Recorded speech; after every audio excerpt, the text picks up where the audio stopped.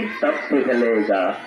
और महात्मा कब पिघलते हैं? जस्ट अपोजिट बात बताई गई है, उल्टी बात। पर दुख दूसरे के कष्ट को देख करके ये पिघल जाते हैं। महात्मा पलटू साहब ने इनके लिए क्या लिखा है अपनी कुंडली में? संत शासना सहत है जैसे सहत कपास। कपास माने रुई। अब अपने यहाँ तो नहीं है, लेकिन राजस्थान, महाराष्ट्र, इधर आप चले जाओ दक्षिण की तरफ, तो दो चीज बहुत दिखाई पड़ता है। 22 दिन घूमे थे, 22 दिन में क्या हम देखे ज्यादा से ज्यादा खेती में, या तो चना अगर आपको मिलेगा तो प्लाट का प्लाट, कई सौ बीघे चना ही चना दिखाई पड़ेगा। या अगर रुई कपास की खेती है तो रुई ही रुई, एक एक खेत में 50-50 लेबर वही रुई निकालने का काम करते हैं। बहुत रुई होती है। अब मान लो इतनी रुई आपने खरीदा, मान लो 2 किलो 3 किलो घर पर ले आए। अब देखो सांसत यहीं से शुरू है।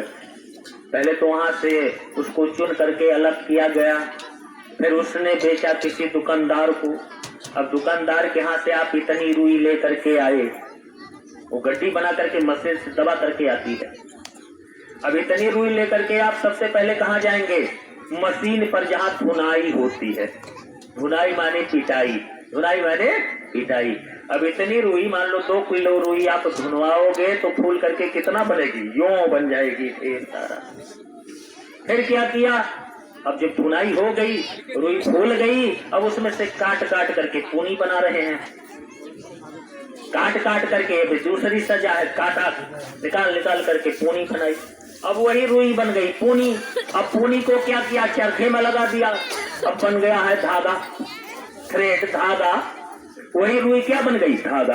अब धागे को उठा करके मजबूत करके माजवाज करके कहाँ ले गए? मशीन पर। अब उसमें ताना बाना लग गया, मशीन चालू हो गई। अब वही धागा किस रूप में? कपड़े के रूप में बदल रही है। थोड़ी देर में वह रुई, यानी वही रुई का धागा कपड़ा बन गया। अब कई जगह फैक्ट्री से सीधे आपके पास थोड़े आएगा, अरे पता नहीं सूरत से चलेगा तो कहाँ कहाँ बड़े सेठों के यहाँ वो कपड़ा जाएगा। फिर चलते चलते चलते आपके बांसी में आ गया। अब आपको जरूरत है, सेठ जी हमको कपड़ा चाहिए, कहेगा भैया पसंद कर लो, जिसमें से कहो काट करके दे दें, बहुत कपड़े हैं। हाँ इसमें से दे दीजिए, कितना चाहिए? 10 मीटर। अब वो नापेगा, धान उतारा और नाप दिया। अब नापने के बाद क्या करेगा? कैंची उठाएगा, देखो भाई सांसती बंधना है, काटेगा, ले जाओ। अब आप पेमेंट करके कपड़ा लेकर के जब चलेंगे तो अभी उस कपड़े से आपका काम थोड़े चलने वाला है। आप कहाँ गए? अब दर्जी की दुकान पर। दर्जी ने नापा, नाप साध ले लिया आपका। अब इसके बाद वो क्या करेगा? कैंची उठाएगा, और कैंची उठाने के बाद एकदम निर्मोही, दया नाम की कोई चीज नहीं, चाहे लाख रुपए मीटर का कपड़ा हो चाहे 1000 मीटर, जब कैंची उठा लिया तो कितना टुकड़ा उसको काट करके बनाएगा गिन नहीं सकते हो। सारा कपड़ा काट करके बुकड़ करके खत्म। अब क्या करेगा? अभी छुट्टी नहीं है। अब एक एक जो है टुकड़ा उठाएगा, मशीन पर रखेगा, मशीन चलेगी, खर खर खर खर, सुई तागा, और सिल करके कपड़ा तैयार। अरस परेस हुआ, बटन बटन लग गया, कंप्लीट। और वही रुई आज कपड़े के रूप में आपकी रक्षा हिफाजत कर रही है। ऐसे ये संत होते हैं। इसीलिए महात्मा पलटू साहब ने लिखा, संत शासना सहत है जैसे सहत कपास। बाबा जी घूमे, तीसरी बार जब आवाज किया, करीब पहुंच गया बाबा जी घूमे। राजा बाबा जी के चरणों पर किस प्रकार गिरा? जैसे लकड़ी है, स्टिक है, लाठी है। लाठी अगर छोड़ दो खड़ी करके तो क्या बीच में मुड़ेगी? सीधे गिरेगी। मान लो किसी का पैर हम लोग छूते हैं, अपने से जो बड़ा है सम्मान करते हैं, आदर करते हैं, करना भी चाहिए। महात्मा पलटू साहब ने लिखा है, पलटू जो सिर ना नवे ताको कद्दू जान। अगर बड़ों के सामने सर झुकाया नहीं तो वह सर किस प्रकार बताया है संतों ने, कद्दू माने कोहड़ा जाऊं, पलटू जो सिर ना नवे, ताको कद्दू जान, कोहड़ा जानो है। तो लकड़ी की तरह, लाठी की तरह गिरे वह भूमि में लपुट की नहीं, भरत महाराज जैसे गिरे थे। आज वह राजा इतना दया दीनता आ गई, नम्रता आ गई, इतनी लगन लग गई, इतनी तरफ हो गई गुरु दर्शन का, इतना भाव बढ़ गया उसके अंदर, चरणों पर गिर पड़ा और पकड़ करके रो रहा है। किस भाव में प्रार्थना कर रहा है कि गुरु चरण में अपने लगा लीजिए, दाता चरणों में अपने लगा लीजिए, मेरे भाग्य को स्वामी जी जगा दीजिए, गुरु चरण में अपने लगा लीजिए, मौसम पापी जगत को नाही, बहुत बड़ा अपराध मुझसे हो गया सरकार, बहुत बड़ी गलती गुनाह मैं कर बैठा, दुनिया में मेरे जैसा सिनी यानी पापी कोई नहीं है, कि मौसम पापी जगत को नाही, मेरे पापों की गठरी जला दीजिए, दाता चरणों में अपने लगा लीजिए, मेरे भाग्य को स्वामी जी जगा दीजिए, काम क्रोध मद लोभ सताव, इसमें ये बड़े बड़े राक्षस हैं। सर्व गुरु संपन्ना इदम शरीरम, any whole relation in a human body, यथा ब्रह्मांडे तथा पिंडे, अनंत ब्रह्मांड की जो रचना है, समूची सृष्टि को, समूची रचना को इस दुर्लभ मानव शरीर के अंदर उस मालिक ने छिपा दिया है। अगर अच्छे इसके अंदर रह रहे हैं तो खराब बुरे भी रह रहे हैं। शील, क्षमा, संतोष, विरह, विवेक, शालीनता, नम्रता, सरसता, ईमान, अदब, रहम, अकल, ये अच्छे गुण हैं, देवत्व गुण हैं। अगर ये अच्छे लोग इसके अंदर रह रहे हैं तो बुरे राक्षस भी रह रहे हैं। काम, क्रोध, मोह, लोभ, अहंकार, आशा, तृष्णा, राग, द्वेष, ईर्षा, वैमनस्यता, ये सब राक्षसी प्रवृत्ति वाले हैं प्रेमियों। यानी अच्छे बुरे सब इसके अंदर हैं। जब समूची सृष्टि इसमें भर दी गई है तो बचा श्रेष्ठ कौन है? सब है। करना क्या है? जो खराब है, जिनके अंदर दुर्गुण भरा है, जो राक्षसी प्रवृत्ति वाले हैं, उनको निकालने की जरूरत है। लेकिन स्वतः नहीं निकाल सकते हो। जब पर गुरु, जिस जीव पर गुरु की कृपा दया हो जाती है, उसके अंदर ये भाव विचार आता है, अच्छे प्रकट होते हैं। आज राजा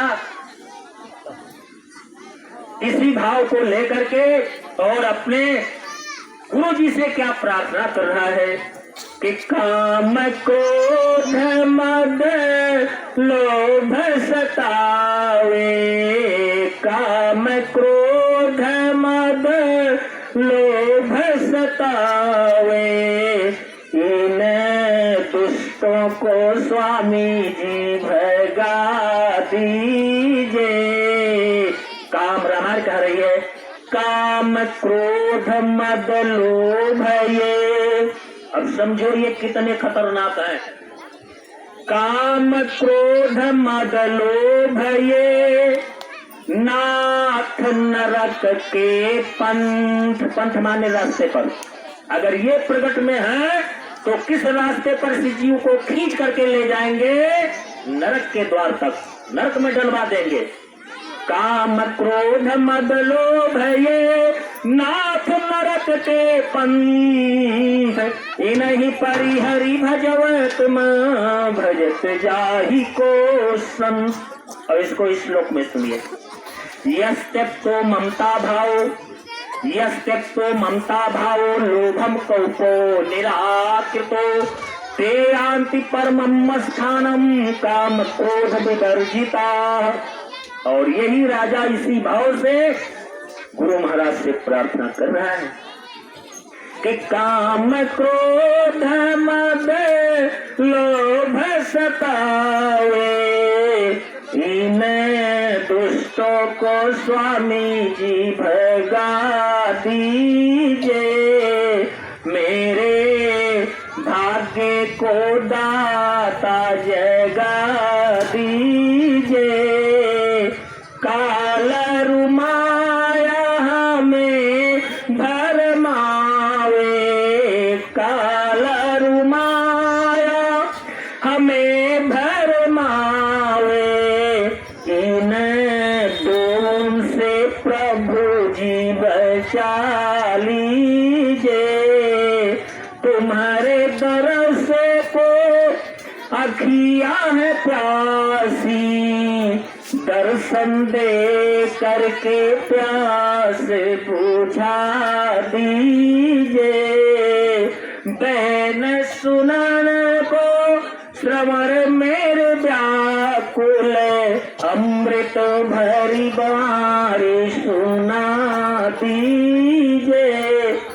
इस भाव में आकर के गुरु महाराज के चरणों पर गिर करके राजा रो रहा है। और इतना रोया, इतना रोया, इतना रोया, पानी की जरूरत नहीं, पानी की कोई जरूरत नहीं। अपने आंसुओं से गुरु महाराज के चरणों को पखार लिया, धुल लिया। समझ रहे हो? जैसा कि सुदामा महाराज के पैर को धुला था भगवान श्री कृष्ण ने, पानी पर रात को हाथ छुयो नहीं, नैनन के जल सो पग धोयो, देख सुदामा की दीन दशा करुणा करके करुणा निकलोयो। ऐसे ही महाराज दशरथ ने वशिष्ठ महाराज के चरण को धुला था। एक बार भूपति मन माही, भय गलानी मोरे सुतनाही, गुर गृह गयो तुरत महिपाला, चरण लाग कर विनय विशाला, निज दुख सुख सब गुरु ही सुनायो। जो भाव लेकर के सच्चे मन से, तड़प के साथ, विरह के साथ आप जाओगे अपने गुरु के पास, वह जरूर पूरा होगा। महाराज दशरथ मोक्ष मुक्ति की कामना लेकर के नहीं गए थे, केवल एक पुत्र के लिए कि कौशल्या सुमित्रा के तीनों में से किसी भी एक रानी को एक बच्चा हो जाए, ताकि मेरे न रहने पर यह राज्य आगे चला सके वो। लेकिन महात्मा जब रिझते हैं, प्रसन्न होते हैं, खुश होते हैं, तो इतना देते हैं कि संभालना मुश्किल हो जाता है। भाव को देख करके गुरु महाराज वशिष्ठ महाराज क्या कह रहे हैं कि धरहु धीरे हुई है सुतु चारी। एक नहीं, चार होंगे। राजन क्यों घबरा रहे हो? त्रिभुवन विदित भगत भय हारी। कहा राजन एक नहीं चार। लेकिन ब्रह्मा जी का वरदान था, जब आकाशवाणी हुई, सारे देवता, सारे ऋषि मुनि, सारे सज्जन वृंद, जब रावण का राक्षसों का अत्याचार बढ़ा, चारों तरफ हाहाकार मचने लगा, सारे लोगों ने जब भगवान से गुहार लगाई, प्रभु रावण इतना अत्याचार कर रहा है, हम लोग रहने नहीं पा रहे हैं, तो एक आकाशवाणी हुई। रामायण में लिखा है, आकाशवाणी क्या कह रही है कि जानी डर पहु मुनि सिद्ध सुरेशा, तुम्हें लागी धरी हो नरवेशा, अंसन सहित मनुज अवतारा, लेहो दिनकर वंश उदारा। दिनकर माने सूर्य वंश में घबराओ नहीं, मैं आ रहा हूं जल्दी।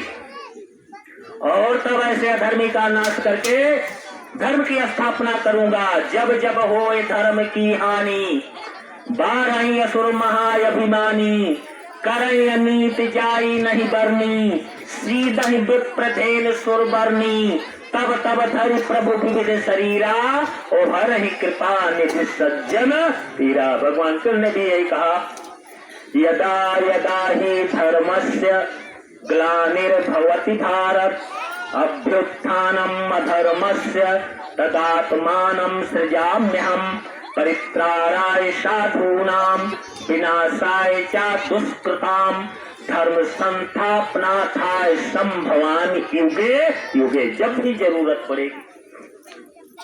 रावण भी प्रकांड विद्वान था, 4 वेद 6 शास्त्र का ज्ञाता, ब्रह्मा और शंकर जी का बहुत बड़ा वो भक्त भी था। सोच लो, भगवान शंकर को 10 बार अपनी गर्दन काट काट करके चढ़ा दिया था। एक बूंद चीर करके उंगली, हिम्मत नहीं पड़ेगी जल्दी कोई खून चढ़ा दे। गर्दन काटना कोई आसान काम नहीं है, 10 बार गर्दन काटा। ब्रह्मा जी की घनघोर तपस्या करके वरदान तक मांगा है। जब ब्रह्मा जी प्रकट हो गए, सा शरीर कहा, रावण तुम्हारी भक्ति को देख करके मैं अति प्रसन्न हूँ, जो वरदान इच्छा हो मांग लो। रावण ने सोचा मैं अमर हो जाऊं, यही मांग लूं। तो रावण कह रहा है, ब्रह्मा जी यदि आप वरदान देना चाहते हैं तो ये वरदान दीजिएगा। कौन सा मांगो? हम काहू के मरही न मारे, कोई हमको मार ना सके। ये नहीं हो सकता। इस मंडल का नाम है मृत्यु लोक, और ये रूल, ये फार्मूला सब पर लागू है। भौतिक शरीर तो सबको छोड़ना ही पड़ेगा। भौतिक शरीर, ये जो फिजिकल बॉडी है, एक दिन जब समय पूरा होगा, श्वास की पूंजी एंड हो जाएगी, समाप्त हो जाएगी, तो इस किराए के मकान को तो खाली ही करना पड़ेगा। आया है सो जाएगा, राजा रंक फकीर। दुनिया की नजर में मौत सबकी होती है, लेकिन ये जीवात्मा जब इस किराए के मकान से जैसे निकली, वहीं से रास्ता 2 फांट है। एक नरक 84 की तरफ जाता है और दूसरा परम धाम को जाता है। हमारे शास्त्र में लिखा है, जन्म मृत्यु ही याते को, ध्यान से सुनिए इस श्लोक को, जन्म मृत्यु ही याते को, भुनकते कर शुभाशुभम, नरके सा पतकते एको यान्ति परम गतिम। एक नरक का बताया और एको यान्ति परम गतिम, परम गति को।